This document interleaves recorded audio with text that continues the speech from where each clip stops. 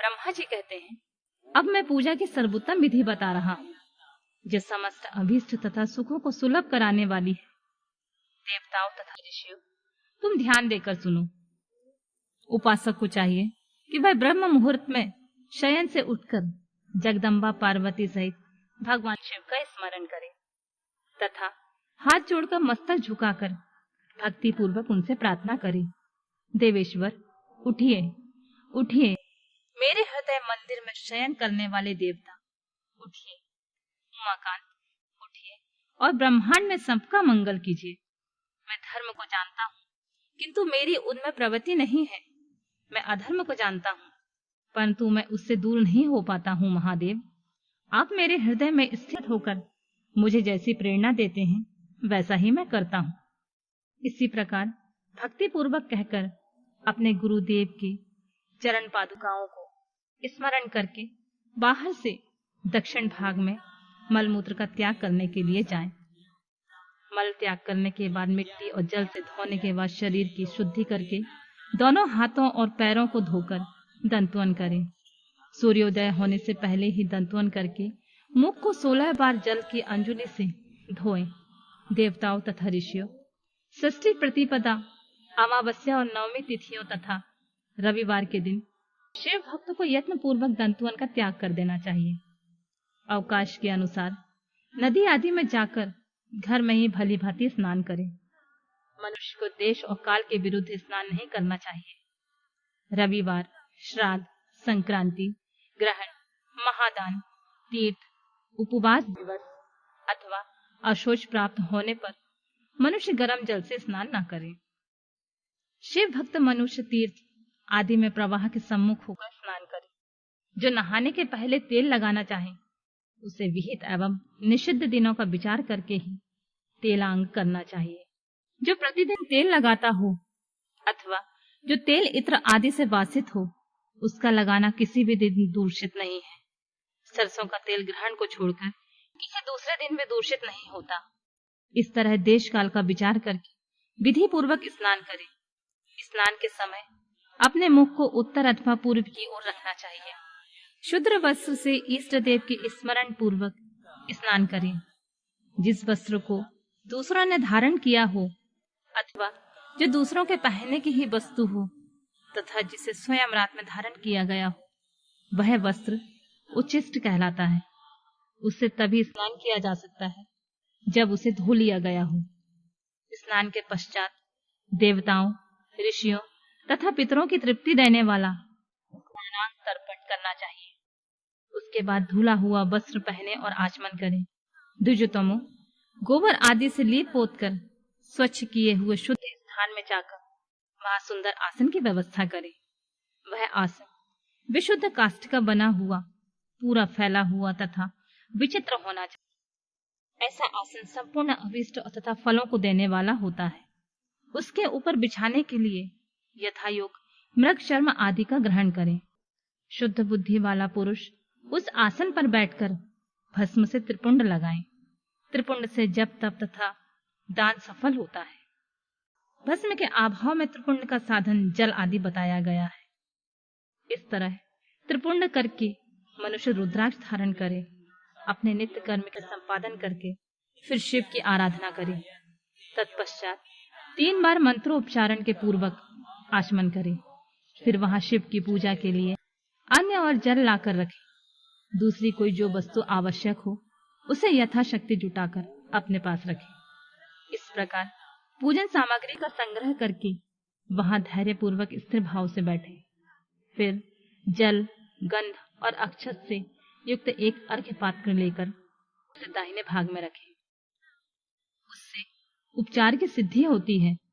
फिर गुरु का स्मरण करके उसकी आज्ञा लेकर विधिवत संकल्प करके अपनी कामनाओं को अलग न रखते हुए पराशक्ति से सपरिवार शिव का पूजन करें। एक मुद्रा दिखाकर सिंदूर आदि उपचारों द्वारा सिद्धि बुद्धि सहित विघ्नहारी गणेश जी का पूजन करें। लक्ष्य और लाभ से युक्त गणेश जी का पूजन करके उनके नाम के आदि का प्रयोग तथा अंत में नमः जोड़कर नाम के साथ चतुर्थी विभक्ति का प्रयोग करते हुए नमस्कार करें। उसके बाद उनसे क्षमा याचना करके पुनः भाई कार्तिकेय सहित गणेश जी का पराभक्ति से पूजन करके उन्हें बारंबार नमस्कार करें। तत्पश्चात सदा द्वार पर खड़े रहने वाले द्वारपाल महोदय का पूजन करके सती साध्वी गिरि राजकुमारी उमा जी का पूजन करें। चंदन, कुमकुम तथा धूप, दीप आदि अनेक उपचारों तथा नाना प्रकार के नैवेद्यों से शिवा का पूजन करके नमस्कार करने के पश्चात साधक शिव जी के समीप जाए। यथासंभव अपने घर में मिट्टी, सोना, चांदी, धातु या अन्य पारे आदि की शिव प्रतिमा बनाए और उसमें नमस्कार करके भक्ति परायण हो उसकी पूजन करें। उसकी पूजा हो जाने पर सभी देवता पूजित हो जाते हैं। मिट्टी का शिवलिंग बनाकर विधि पूर्वक उसकी स्थापना करें। अपने घर में रहने वाले लोगों को स्थापना संबंधी सभी नियमों का सर्वथा पालन करना चाहिए। भूत शुद्धि तथा मातृका न्यास करके प्राण प्रतिष्ठा करें। शिवालय में दिक्पालों की भी स्थापना करके उनकी पूजा करें। घर में सदा मूल मंत्र का प्रयोग करके शिव की पूजा करनी चाहिए। वहां द्वारपालों का पूजन सर्वथा नियम नहीं है। भगवान शिव के समीप ही अपने लिए आसन की व्यवस्था करें। उस समय उत्तराभिमुख बैठकर फिर आचमन करें। उसके बाद दोनों हाथ जोड़कर तब प्राणायाम करें। प्राणायाम काल में मनुष्य को मूल मंत्र की 10 आवृत्तियां करनी चाहिए। हाथों से 5 मुद्राएं दिखाएं। यह पूजा का आवश्यक अंग है। इन मुद्राओं का प्रदर्शन करके ही मनुष्य पूजा विधि का अनुसरण करे। फिर वहां दीप जलाकर गुरु को नमस्कार करके पद्यासन अथवा भद्रासन में सुख पूर्वक बैठकर पूजन का प्रयोग करें। फिर अर्घ्य पात्र से उत्तम शिवलिंग का प्रक्षालन करें। मन को भगवान शिव से अन्यत्र न ले जाकर पूजा सामग्री को अपने पास रखकर निम्नलिखित मंत्र समूह से महादेव जी का आवाहन करें, जो कैलाश के शिखर पर निवास करते हैं। हे पार्वती देवी के सती, समस्त देवताओं से उत्तम है, जिनके स्वरूप का शास्त्रों में यथावत वर्णन किया गया है, जो निर्गुण होते हुए भी गुण रूप हैं, जिनके 5 मुख और 10 भुजाएं और प्रत्येक मुखमंडल में 3-3 नेत्र हैं, जिनकी ध्वजा पर वृषभ का चिन्ह अंकित है। अंग का अंति कपूर के समान गौर है, जो दिव्य रूपधारी चंद्रमा रूपी मुकुट से सुशोभित तथा सिर पर जटाजूट धारण करने वाले हैं, जो हाथी की खाल पहनते हैं और व्याघ्र चर्म ओढ़ते हैं, जिनका स्वरूप शुभ है, जिनके अंगों में बासुकी आदि नाग लिपटे रहते हैं, जो पिनाक आदि आयुध धारण करते हैं, जिनके आगे 8 सिद्धियां निरंतर नृत्य करती रहती हैं। भक्त समुदाय जय जयकार करते हुए जिनकी सेवा में लगे रहते हैं।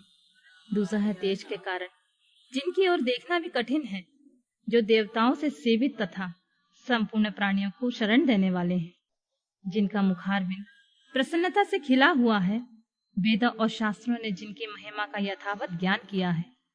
विष्णु और ब्रह्मा वे सदा उनकी स्तुति करते हैं, जो सदा परमानंद स्वरूप हैं। उन भक्त वत्सल शंभु शिव का मैं आवाहन करता हूँ। इस प्रकार साम्य शिव का ध्यान करके उनके लिए आसन दें।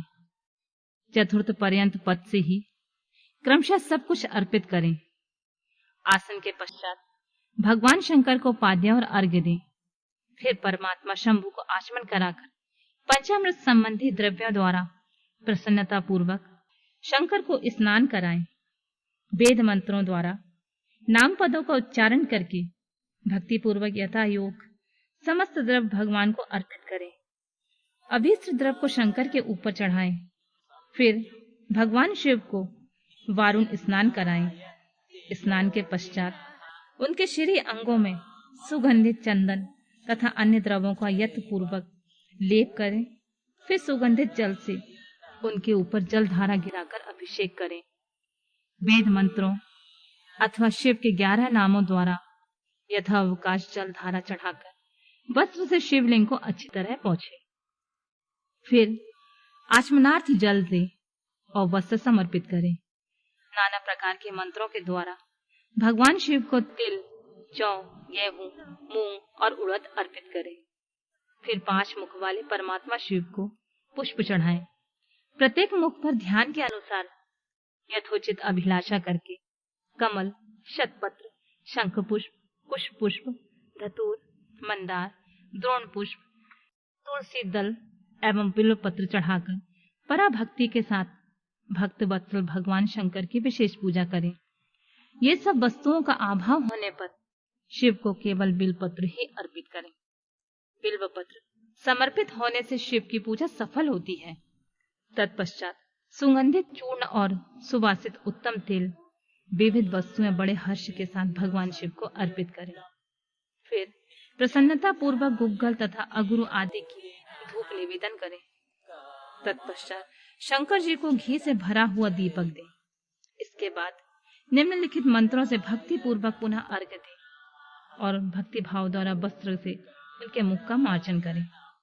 प्रभु महादेव जी, आपको मेरा नमस्कार है। आप इस अर्घ्य को स्वीकार करके मुझे रूप दीजिए, यश दीजिए, भोग दीजिए तथा भोग और मोक्ष रूपी फल प्रदान कीजिए।